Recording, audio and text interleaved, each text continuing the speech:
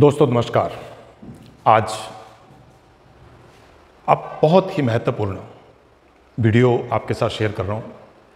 पिछले कुछ दिनों से विशेष करके 29-30 जुलाई के बाद यदि आप देखें पूरे देश भर में विभिन्न भागों से, साउथ में अगर हम देखें तो वायनाड केरला से, उत्तर में अगर हम देखें तो हिमाचल प्रदेश उत्तराखंड, यहाँ से हमें बादल के फटने की घटनाओं का जो एक दुखदाई तबाही वाला मंजर है वो सारे मीडिया में देखने को मिल रहा है। अखबारों में, सोशल मीडिया पे, टीवी में, न्यूज़ में, सब जगह जो है वो चीख पुकार और उस तरह की एक पूरी तरह से उजड़ी हुई गाँव की, एक बड़े सुंदर जो गांव बस रहे थे, भवनों की, पुलों की, सड़कों की, इस तरह की टूटी हुई जो तस्वीरें वो देखने को मिल रही हैं। और क्योंकि मैं हिमाचल प्रदेश में रहता हूँ तो हिमाचल प्रदेश एक पहाड़ी राज्य है, उसी तरह से हमारा जो पड़ोसी राज्य है उत्तराखंड वो भी पहाड़ी राज्य है। और उसमें ये जो बात है बादल फटना, तो बादल फटने के साथ अगर हम देखें ऐसी तस्वीरें हमें चारों तरफ से जो है वो दिखाई दे रही हैं। आप देख सकते हैं इन तस्वीरों में कि जो मैदानी इलाका है जहाँ पर वो पानी जो है पहाड़ों से इस गति के साथ, इस फोर्स के साथ जो है वो इस वॉल्यूम के साथ आया कि उसने गांव के गांव जो है वो वहाँ पर उसको तबाह कर दिया। और जो रात को लोग सोए थे इस अगली सुबह की उम्मीद में, उनका पता ही नहीं चला कि वो कहाँ पर। और वायनाड में तो जैसी खबरें आ रही हैं कि अभी लगभग 430 के आसपास जो है वो शव, और बहुत विक्षिप्त अवस्था में वो शव मिले हैं। किसी का कोई अंग जो है वो मैं तस्वीर यहाँ दिखा नहीं सकता क्योंकि वो काफ़ी डरावनी हो सकती हैं। तो ये बादल फटने की जो घटना है, इस घटना को थोड़ा आज समझने का प्रयास करते हैं और ये अक्सर पहाड़ी क्षेत्रों में क्यों होता है इसको जानने का प्रयास करते हैं। पहाड़ों में जो बादल हैं वो हवा की कम गति के साथ कारण जो वो ट्रैप हो जाते हैं, बादल फंस जाते हैं। और जब वो बादल फंस जाते हैं तो वहाँ पे विशेष करके आजकल के दिनों में अगर हम देखें तो इन दिनों में जो वायु में है वो नमी होती है और वो नमी वाली वायु, गर्म हवाएं उन बादलों को ऊपर की ओर धकेलना शुरू करती हैं। ऊपर की ओर जब धकेलती हैं तो वो धीरे धीरे बादल जो है, जो उसके ड्रॉपलेट्स है, पानी के ड्रॉपलेट्स, वो उनको नीचे बरसने से रोक देती है। और ये प्रक्रिया जो है वो आगे चलती रहती है। इसके ऊपर हम डिटेल में आगे देखेंगे। आपसे मेरा आग्रह है, क्योंकि ये बच्चों के लिए, हम सबके लिए जानना बहुत आवश्यक है कि हमारा जो हर साल लगभग ऐसी घटनाएं जो हैं वो हो रही हैं, उसके लिए हम प्रकृति को या मानवीय जो कृत्य हमारे हैं उनको किसको हम ठहरा सकते हैं, जिम्मेदार ठहरा सकते हैं, ये इस वीडियो में हम जानने का प्रयास करेंगे।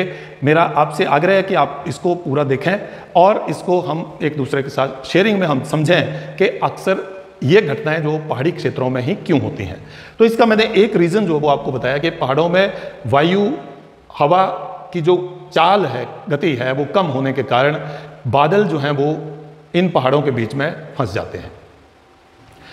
मौसम विभाग के अनुसार यदि हम बादल फटने की घटनाओं को समझें, जब हम आमतौर पर इस बात को सुनते हैं तो हमें लगता है कि किसी एक जगह पे बादल जो उसमें छेद हो गया या बादल वहाँ से अलग हो गए, फट गया और वहीं पे पानी जो सारे का सारा वहीं गिर गया।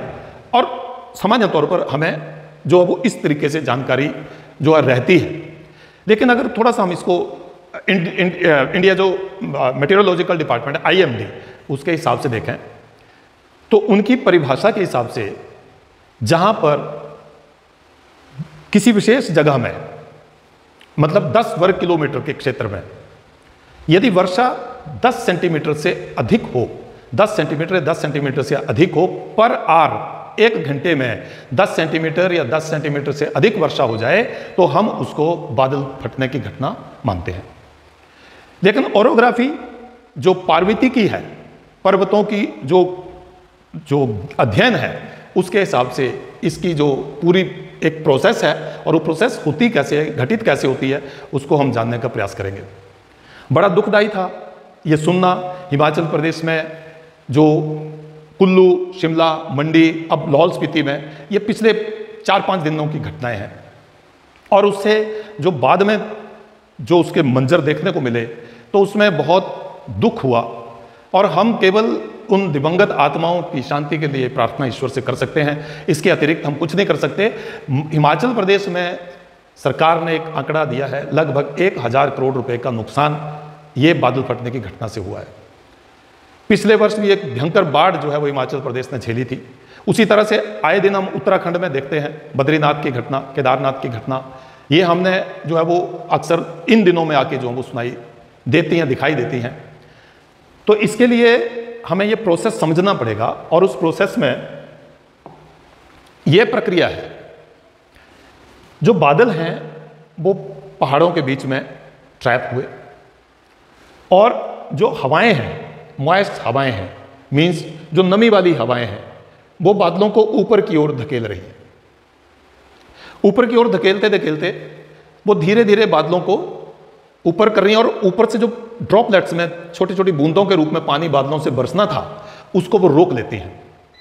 और ये प्रक्रिया जो वो चलती रहती है, किसी समय पर जाकर एक जगह पे जो मॉइस्चर होल्डिंग कैपेसिटी है, नमी को सोखने की, अवशोषित करने की जो क्षमता है बादलों की, वो समाप्त हो जाती है। और यहीं पर हमारी वो जो जिसका हम सुन रहे हैं कि बादल फटने की घटना जो है वो घटित होती है। और बादल फटना एक जगह पे, स्थान पे, एक पर्टिकुलर एरिया में इतना पानी बरस जाता है कि 1 घंटे में वो कई 100 मिलीमीटर, यानी कि 100 मिलीमीटर से ऊपर की बारिश 1 घंटे में अगर हो जाती है। और पहाड़ों की ये ढलानें हैं, इस तरफ अगर देखें तो ये steep slope causes flash floods. अब ये जब पहाड़ों की ढलानों से पानी बरसता है जहां पे, वो काइनेटिक ऊर्जा को साथ उसकी गति और वॉल्यूम जो है वो इतनी तेजी से बढ़ता है कि वो मैदानी या जहां पर भी वो नीचे के क्षेत्र में पहुंचता है, वहां पर वो जो उसके रास्ते में आता है, पुल है, सड़कें हैं, विद्यालय हैं, बड़े बड़े ऊंचे ऊंचे भवन हैं, उन सबको वो अपने साथ समेट कर ले जाता है। और वहां कुछ ही घंटों के बाद हमें जो है वो एक गाद या बहता हुआ पानी, उसके अतिरिक्त कुछ और दिखाई नहीं देता।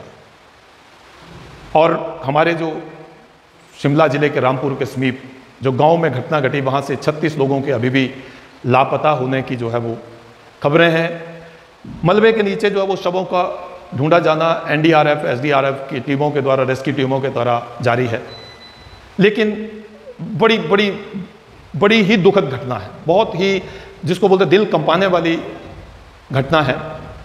अब इसमें जो वायनाड में पहले हुआ, पहले वायनाड की हम एक बात कर लें कि वहाँ पे एक जानकारी ये भी प्राप्त हुई कि जो होटल्स, वो बड़ा रमणीय स्थान है जहाँ पे वायनाड में, जहाँ पे ये बादल फटने की घटना हुई है। और लगातार हम डिफॉरेस्टेशन तो हम जिम्मेदार तो हम ही हैं, उसके साथ ही साथ वहाँ जो होटल कंस्ट्रक्शन है, बिल्डिंग कंस्ट्रक्शन है, उसकी गति बहुत तेज़ी से बढ़ी है। और उसके कारण जो वो सॉइल, मिट्टी जो है वो पहले ही वहाँ पे लूज हो चुकी है। जैसे ही बारिश, और इस तरह की बारिश जो मूसलाधार बारिश है वो होती है, और वो अपने साथ सारी गाद को, मिट्टी को लेकर जो है वो तबाह करते हुए जो कई किलोमीटर, कई मीलों तक जो है वो चली जाती है। अब आप इस बात से अंदाजा ये लगा सकते हैं कि कोई कोई शव जो है वो 25 किलोमीटर दूर जो उस मलबे में वो दिखा है, मिला है। तो आप खुद ही, हम लोग जो हैं वो इसका अंदाजा लगा सकते हैं। तो बादल फटने की घटना जो है उसमें हमारा व्यक्ति का जो लालच है, व्यक्ति की ग्रीड जो है, और कम समय में बहुत ज़्यादा पैसा कमा लेने की जो होड़ लगी है, वो भी जिम्मेदार है। वनों की कटाई उसमें जिम्मेदार है। और तीसरा, नदी नालों के किनारे किनारे बिल्कुल जहाँ पर भी हमें जितना प्रोहिबिटेड एरिया होता है वहाँ पे भी हमने जो भवनों का निर्माण कर रखा है, वो भी उसके लिए एक कारण है, वही तबाही का कारण है। और जान माल का नुकसान जो है वो भयंकर रूप से होता है। आप अंदाज़ा लगा सकते हैं 1000 करोड़ रुपए का नुकसान जो है वो कहाँ जो है वो एक राज्य के लिए, जहाँ वो प्रगति में लगना था, विकास में लगना था, वो इस तरह की आपदा में एक रात में, 2 रातों में जो है ये सारा, कुछ ही पलों में, कुछ घंटों में ये जो नुकसान है वो उठाना पड़ा। अब आईएमडी हमें कलर वाइज एक जो अलर्ट जारी करती है, वो 3-4 कलर के होते हैं। ग्रीन कलर होता है, येलो कलर होता है, ऑरेंज कलर होता है और रेड कलर होता है। तो जब भी हमें मौसम विशेष करके ये मानसून के दौरान, क्योंकि इसमें वायु में नमी होती है और बादल भी बनते हैं, ज़्यादा बनते हैं। तो जैसे पहाड़ों पर ये बादल ट्रैप होते हैं तो नमी वाली वायु जो है उनको ऊपर की ओर पुश करती रहती है, और जैसे ऊपर की ओर करती रहती है तो उसमें जो ऊपर ड्रॉपलेट्स बादलों में पानी के थे वो नीचे गिर नहीं पाते, उनको रोक लेती है और वो भारी होते जाते हैं, बड़े होते जाते हैं, और एक समय पर उसका मूवमेंट भी बंद हो जाता है, बादलों का मूवमेंट भी बंद हो जाता है, और वो मॉइस्चर होल्डिंग कैपेसिटी जो है वो भी खत्म हो जाती है, और तब ये जो है वो पूरा परिदृश्य हमारे सामने आता है और चारों ओर चीखो पुकार के अतिरिक्त हमें कुछ दिखाई नहीं देता। तो मेरा अभी यहाँ पे मैं ये जो हम अलर्ट की बात कर रहे हैं, ग्रीन अलर्ट का मतलब है कि हमारा नॉर्मल वेदर जो है उसकी कंडीशन नॉर्मल है और थोड़ा मिनिमल जो रेनफॉल है वो कहीं हो सकता है। दूसरा है येलो अलर्ट।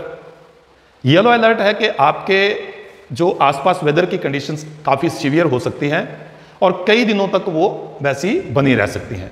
तो यदि हमारे मौसम विभाग की जानकारी ऐसी हो कि हमारे आसपास के क्षेत्र में येलो अलर्ट है तो हमें बहुत उसके सचेत रहने की आवश्यकता है। उसके बाद है ऑरेंज अलर्ट। ऑरेंज अलर्ट में ऐसा माना जाता है, जो उनका पैमाना है कि 10.5-11 सेंटीमीटर, मतलब 110 मिलीमीटर से लेके और 200 मिलीमीटर की बारिश जो है वो 24 घंटे के बीच में। तो उससे मैदानी क्षेत्र जो उसके साथ लगने वाले हैं उसमें बाढ़ आ सकती है, बिजली की सप्लाई जो ठप हो सकती है और रोड ट्रांसपोर्टेशन जो है वो अवरुद्ध हो सकती है। ये ऑरेंज अलर्ट है, यहाँ पे और ज़्यादा सचेत होने की आवश्यकता है। और फिर जो रेड अलर्ट है, रेड अलर्ट का मतलब है कि बहुत सीवियर कंडीशन, वर्स्ट कंडीशन होगी मौसम की, और उस मौसम की वर्स्ट कंडीशन में आपको अपने आप को बचाना, उसके लिए आपको इंतजाम करना और प्रशासन को भी वहाँ पे बहुत तत्पर रहने की आवश्यकता है ताकि जान माल का इतना अधिक नुकसान ना हो सके। साथियों, मैं इस विषय को इसलिए कहना चाह रहा हूँ कि जो हमारे कंट्रोल में है वो तो हम करें। हम वनों में कम से कम ये ध्यान में रखें कि वनों की कटाई हमारे बहुत सारी चीज़ों के लिए जिम्मेदार हो गई है, चाहे वो हवा का प्रदूषण है, चाहे वो भूमि का कटाव है, चाहे कोई और अन्य इस प्रकार की आपदाएं हैं जो इकोलॉजिकल इम्बैलेंस है, उसका कारण डिफॉरेस्टेशन है, उसको हम कंट्रोल कर सकते हैं। दूसरा, हम कंट्रोल कर सकते हैं कि जो नदी नालों के नज़दीक हमने होटल्स और गेस्ट हाउसेस और इस तरह की कंस्ट्रक्शन कर रखी है, तो कम से कम जो मिनिमम प्रोटेक्टेड एरिया है उसको छोड़कर ही हम कोई कंस्ट्रक्शन करें। तीसरा, हमें यह ध्यान में रखना है कि जब कोई ऐसी हमारे पास अलर्ट जारी होते हैं तो हमें उसके प्रति जागरूक रहना है, और जागरूक रहने के साथ साथ अपने बचाव के जो इंतजाम हैं वो हमें समय पर करते रहना है। मुझे उम्मीद है कि आपको ये वीडियो अवश्य रूप से थोड़ा इन्फॉर्मेटिव जो है ज़रूर लगा होगा, और अगर ये इन्फॉर्मेटिव लगा तो अपने साथियों के साथ, अपने ऐसे क्षेत्रों में रहने वाले लोगों के साथ आप इसको ज़रूर शेयर करें। अगर आप टीचिंग प्रोफेशन में हैं तो आप अपने स्टूडेंट्स के साथ इसको एक्सप्लेन करें, इस प्रोसेस को एक्सप्लेन करें। और मेरे से आज किसी बच्चे ने ये पूछा कि बादल फटना होता क्या है, तो मुझे लगा कि इसके ऊपर बहुत अच्छे से हमें जो है वो बता सकते हैं। उसको मैंने ब्लैक बोर्ड पे करने की कोशिश की, चौक से मैंने बनाने की कोशिश की, बताया मैंने उसको, लेकिन मुझे लगा कि इसको हम वीडियो के माध्यम से भी और भी बच्चों के साथ जो वो शेयर कर सकते हैं। Thank you very much for watching and I hope कि आप इसको शेयर जरूर करेंगे। आपके लाइक और आपके कमेंट्स जो है वो मुझे इंस्पायर करते हैं, लेकिन लाइक और कमेंट से ज़्यादा इंपॉर्टेंट ये है कि हम इसको उस ज़रूरतमंद व्यक्ति के साथ शेयर कर पाएँ जिसके तक ये जानकारी पहुंचनी आवश्यक है। आपका बहुत बहुत धन्यवाद। जय हिंद।